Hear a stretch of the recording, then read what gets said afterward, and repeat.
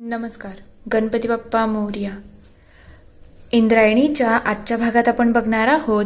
इकडे रत्ना श्रीकलाला समजवत असते की तुला मी पहिलेच सांगितलं होतं की ती इंद्रायणी वाटते तेवढी साधी नाही आहे. तिचा विठुराया आहे ना, तो खूप शक्तिशाली आहे आणि तीही सुद्धा त्या भक्तीच्या जोरावरती खूप शक्तिशाली आहे. हे तुला कायम आठवण ठेवायला पाहिजे. तेव्हा श्रीकला म्हणते, हो ते मला सगळं समजलं आहे, पण आता मी काय करू? ती इंद्रायणी माझ्या मुळावरती उठली आहे आणि जोपर्यंत मी तिला बर्बाद करत नाही ना, तोपर्यंत मला काही शांतता भेटणार नाही. एकदाची मी त्या दिग्रसकरांच्या घरामध्ये घुसली ना, त्यानंतरच माझ्या जीवाला शांती भेटू शकते. तेवढ्यात इकडे तिला गोपाळचा मेसेज येतो. श्रीकला, सॉरी पण आपण लग्न करू शकत नाही, क्षमा असावी. हे ऐकल्यानंतर श्रीकला अक्षरशः बावरूनच जाते.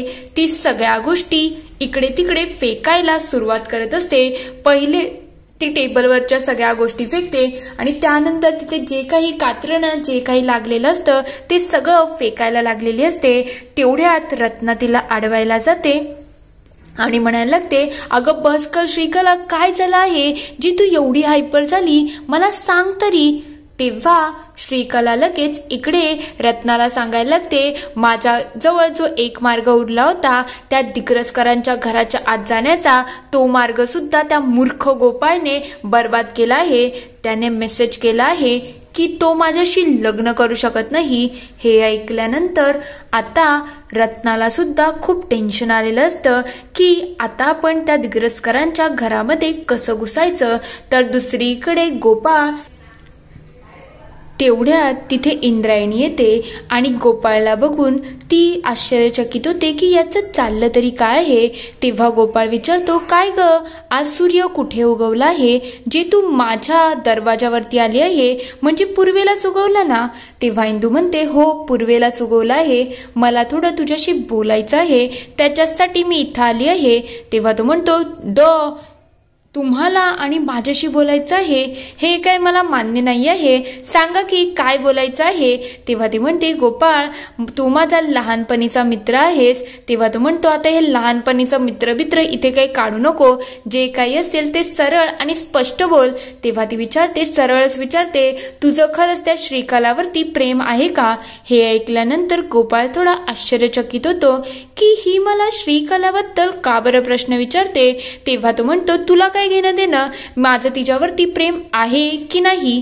तेव्हा ती म्हणते, तसं नाही गोपाळ, हे मला स्पष्टपणे दिसत आहे तुझं त्या मुलीवरती प्रेम नाही आहे ना. तेव्हा तो म्हणतो, तू असं का विचारते, तुझं माझ्यावरती काही प्रेम आहे की नाही? तेव्हा ती म्हणते, असा विचार सुद्धा करू नको, असं काहीच नाही आहे. तेव्हा तो म्हणतो, मग तू का बरं मला हे सगळं विचारते, तुझ्या मनात चाललं तरी काय आहे? तेव्हा ती म्हणते, मी तुझी लहानपणीची मैत्रीण आहे, तुझं चांगलं व्हावं अशी माझी इच्छा आहे आणि ती श्रीकला ज्या हिशोबाने मला वाटते ना, ती तुझ्यासाठी योग्य नाही आहे, तुला तिच्याबरोबर लग्न नाही करायला पाहिजे. तेव्हा तो म्हणतो, अगं तुने तर खरंच खूप मोठं काम केलं आहे. तुला माहिती आहे का, मी आत्ता श्रीकलाला मेसेज पाठवला होता की मला तिच्याशी लग्न नाही करायचं. तेव्हा इंदू म्हणते, खरंच का की खोटं बोलतोय? तेव्हा तो म्हणतो, अगं तुला दाखवतो, थांब जरा, हा बघ माझ्या फोनमध्ये मेसेज सुद्धा आहे, मी तिला पाठवलं होतं की क्षमा असावी की मी तुझ्याशी लग्न करू शकत नाही. तेव्हा इंदू म्हणते, खरंच गोपाळ, तुने आज न बोलता खरंच खूप छान काम केलं आहे, आय प्राऊड ऑफ यू. तेव्हा तो म्हणतो, पण आता हे जे मी चांगलं काम केलं आहे ना, ते तुला आवडलेलं आहे ना? तेव्हा ती म्हणते, हो गोपाळ, हे खरंच तू खूप छान काम केलं. तेव्हा तो म्हणतो, पण आता मला ते छान वाटणार नाही आहे, आता मी ठरवलं आहे की मी त्या श्रीकला बरोबर लग्न करेल आणि तुझ्या समोरच राहील. गोपाळ वेट श्रीकला, हे आठवण ठेव. हे ऐकल्यानंतर इंदूला टेन्शन आलेलं असतं की आपणच माती खाल्ली का, म्हणजे त्याने लग्न मोडलं होतं, मी आली आणि त्याला काहीतरी बोलली म्हणून याने मुद्दाम हे सगळं केलं आहे, म्हणून तिला थोडासा पश्चाताप व्हायला लागतो. तर दुसरीकडे इकडे श्रीकला खूप चिडलेली असते. तेव्हा ती म्हणते, त्या गोपाळसाठी मी मरमर केली तरी सुद्धा त्याला काही काही फरक पडला नाही आणि त्याने माझ्याशी लग्न करायला नकार दिला आहे हे मला मान्य नाही आहे, कारण की तो जर माझ्या हातामध्ये नसला तर त्या दिग्रजकरांच्या घरामध्ये मी कसं घुसू शकते आणि कसं तिथे माझं सर्व वर्चस्व गाजवू शकते. जोपर्यंत तो मला घरात घुसण्याचं तिकीट देत नाही ना तोपर्यंत मी त्यांना बर्बाद करू शकत नाही. तू एक काम करत ना, तू मला ते वशीत करण्याची कुपी दे, म्हणजे मी ते सगळं घेऊन जाईल. तेव्हा ती म्हणते त्याचे दुष्परिणाम सुद्धा होऊ शकतात, म्हणून मला नाही वाटत श्रीकला तुला याचा वापर करायला पाहिजे. तेव्हा ती म्हणते जे होईल ते मी बघेल, पण त्या गोपाळला वशीकरण करणं गरजेचं झालं आहे, नाहीतर माझी एवढी मोठी संधी माझ्या हातातून जाईल. तेव्हा रत्ना म्हणते याचे परिणाम तुझ्यावरती सुद्धा होऊ शकतात, ही दुधारी तलवार आहे हे आठवण ठेव. तेव्हा ती म्हणते जे काय असो तू मला ती कुपी दे, ती माझ्यासाठी जास्त गरजेची आहे. ती लगेच एका डब्यामधून ती काचेची बॉटल काढते, त्याच्यामध्ये अजूनही काही वस्तू असतात. ती लगेच ती बॉटल काढून श्रीकलाच्या जवळ देते. तेव्हा श्रीकला खूप खुश झालेली असते की आता फायनली गोपाळ माझ्या मुठीमध्ये येणार आहे. दुसरीकडे व्यंकू महाराज इकडे विठुरायांच्या जवळ गेलेले असतात. तेव्हा ते म्हणायला लागतात, विठुराया तू न मागता मला आता खूप मोठा आनंद दिला आहे. माझ्या गोपाळचं लग्न होत आहे. खरं म्हटलं तर गोपाळ एवढा चांगलेपणे वागेल मला वाटलं नव्हतं, पण जे काही असो, पण ज्या दिवशी गोपाळ या मंदिरात पहिल्यांदा येईल आणि तुझ्यासमोर नतमस्तक होईल ना त्या दिवशी मला खरं बरं वाटणार आहे. तेवढ्यात तिथे इंदू येते आणि म्हणायला लागते, महाराज मला थोडं तुमच्याशी बोलायचं आहे. तेव्हा ते विचारतात, काय झालं, तू एवढी फॉर्मॅलिटी का करत आहे? जे काही असेल ते संकोच न धरता तू विचारू शकते. तेव्हा ती म्हणते गोपाळचं लग्न ठरलं आहे, ही खरंच खूप उत्तम बाब आहे, पण तरी सुद्धा. तेव्हा ते म्हणतात, काय झालंय तुला, आज एवढे का आडेवेडे घेत आहेस, जे काही असेल ते बोल ना. तेव्हा ती म्हणते मला असं वाटते गोपाळचं लग्न त्या श्रीकला बरोबर नाही व्हायला पाहिजे. दुसरीकडे इकडे श्रीकला गोपाळला वशीकरण करण्यासाठी पुढे जातच असते. तेवढ्यात तिला गोपाळ दिसतो आणि ती गोपाळच्या समोर उभी राहते आणि रडगाणं करायला लागते की गोपाळ तू असं का करतोय रे, प्लीज समजून घे, मला तुझ्याशी लग्न करायचं आहे, म्हणून एकदा माझं ऐक तरी. गोपाळ इकडे तिला खानाखुना करत असतो, अगं माझं ऐक तरी, पण ती तिच्याच धुंदीमध्ये असते. तेव्हा ती म्हणते माझं काही चुकलं असेल तर मला माफ कर, पण असं लग्न करायला नकार देऊ नको. तेव्हा गोपाळ गाडीवरून खाली उतरतो आणि म्हणायला लागतो, श्रीकला तू रडू नकोस ग, असं रडणं बरोबर दिसत नाहीये. तेव्हा ती म्हणते तू लग्न मोडतोय, माझं तुझ्यावरती खूप प्रेम आहे रे, असं नको ना करू. तेव्हा तो म्हणतो तू नको ना काळजी करू, मी फक्त तुझ्या बरोबर एक छोटासा प्रँक केला होता. तेव्हा ती म्हणते असं कोणी प्रँक करतं का, तुने तर माझा जीवच घेतला. तेवढ्या तो म्हणायला लागतो सॉरी माझ्याकडून चूक झाली. ती थोडंसं त्याला मारते आणि त्यानंतर म्हणते गोपाळ आय लव्ह यू, खरं म्हटलं तर मी तुझ्याशिवाय खरंच राहू शकत नाही. तेवढ्यात ती त्याला मिठी मारते आणि मागे ती बॉटल घेऊन म्हणत असते, बरं झालं नाहीतर आता या बॉटलचा वापर करायला लागला असता. पण गोपाळला तिच्यावरती प्रेम नसतं, पण तरी सुद्धा फक्त इंदूला जळवण्यासाठी तो हे सगळं कटकारस्थान करत असतो. पण श्रीकलाच्या फायद्याशी झालेलं असतं, म्हणून ती सुद्धा खूप खुश असते. तर दुसरीकडे व्यंकू महाराज म्हणत असतात, इंदू तुला काय झालं आहे, श्रीकला तर चांगली मुलगी आहे आणि आता गोपाळ सुधरायलाही लागला आहे, मग तू का त्यांच्या लग्नाला विरोध करत आहे. तेव्हा ती म्हणते महाराज मी तुम्हाला कसं सांगू, तुम्हाला पटणार नाही आहे, पण मला तर वाटते ती श्रीकला योग्य नाही आहे. तेवढ्यात तिथे श्रीकला आणि गोपाळ येतात. श्रीकला लगेच बाबा म्हणून व्यंकू महाराजांना हाक मारते आणि मंदिराच्या आतमध्ये येते. तेवढ्यात व्यंकू महाराज तिला बघतात आणि म्हणायला लागतात, काय ग तू एवढ्या रात्री इथे काय करते. तेव्हा ती म्हणते मला गोपाळने फोन केला होता आणि भेटायला बोलवलं आणि त्याच्याचमुळे मी विचार केलं मंदिराच्याहून जास्त पवित्र कोणती जागा असेल, म्हणून आम्ही विचार केलं की विठुरायाच्या मंदिराच्या इथे येऊनच बोलावं. व्यंकू महाराज म्हणजे बाबा, आता मी यांना इथपर्यंत म्हणजे मंदिराच्या दारापर्यंत आणलं आहे, ही प्रगती ही छान आहे ना. तेव्हा व्यंकू महाराज म्हणतात हे तर खरंच खूप छान आहे. तेवढ्यात ते म्हणायला लागतात तुम्ही बोलत बसा, आम्ही दोघं निघतो. तेव्हा ती विचारते तुम्ही काही महत्वाचं बोलत होता का, मी तुम्हाला डिस्टर्ब तर नाही केलं ना. तेव्हा ती म्हणतात नाही नाही असं काहीच नाही. ते दोघं तिथून जायला लागलेलेच असतात.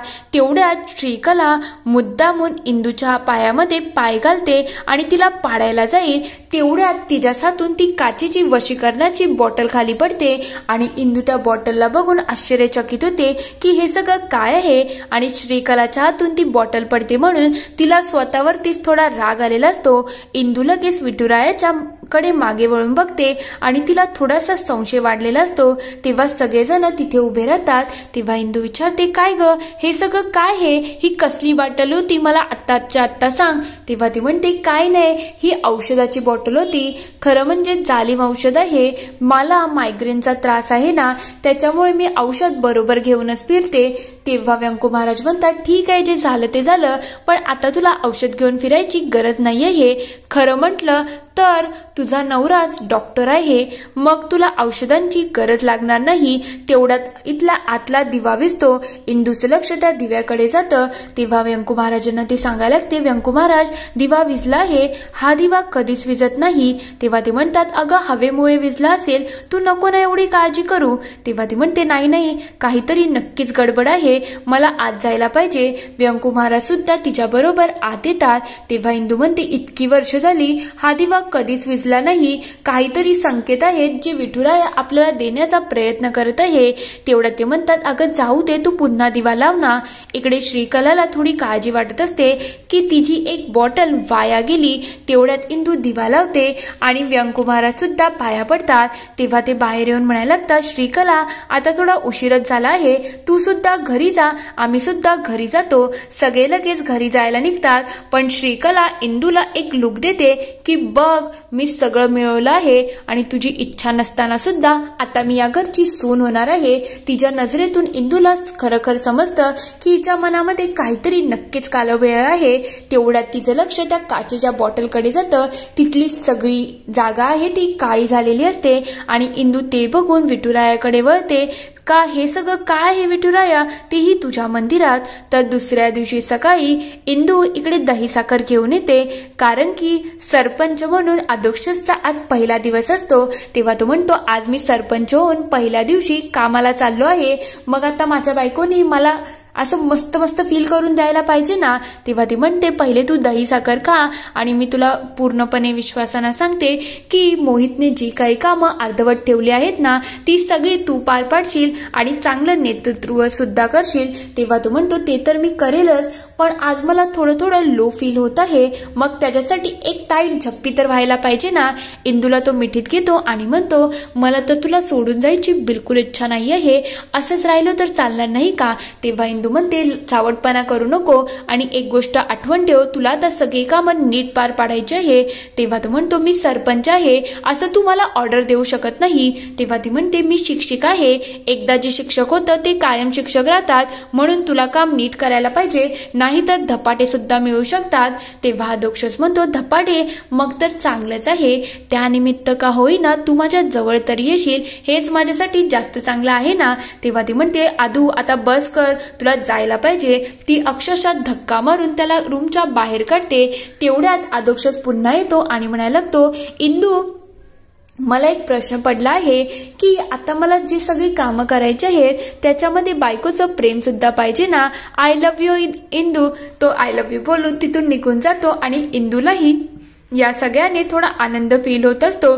पुढील भागात आपण बघणार आहोत, मोठ्या बाई इकडे थोडा ओरडलेल्याच असतात. तेव्हा त्या म्हणतात, मला काय हे सगळं पटत नाही आहे. तरी श्रीकला कोण, कुठली, तिचं आईबाप कोण, तिचं कुल काय, काहीच आपल्याला माहिती नाही आणि डायरेक्टली आपण गोपाळचं तिच्याबरोबर लग्न ठरवतोय, हे काही मला मान्य होत नाही आहे. तेव्हा इंदू ही त्यांची बाजू घेते आणि म्हणते, मोठ्या बाई जे बोलतात ते बरोबर आहे, तिच्याबद्दल आपल्याला काहीच माहिती नाही आहे, मग जोपर्यंत आपण तिच्या आई वडिलांना भेटत नाही ना, तोपर्यंत आपल्याला लग्नाची आहे ती पुढे नेऊन चालणार नाही. हे सगळं झाल्यानंतर इंदू ठामपणे मोठ्या बाईंच्या बाजूने उभी असते. पण मोठ्या बाईंना आश्चर्य वाटत असतं की या इंदूने माझी कशी बाजू घेतली. तर दुसरीकडे श्रीकला रत्नाला सांगत असते, आता खरी वेळ आली आहे माझ्या वडिलांना बाहेर काढायची. इथे हा पूर्ण एपिसोड संपतो.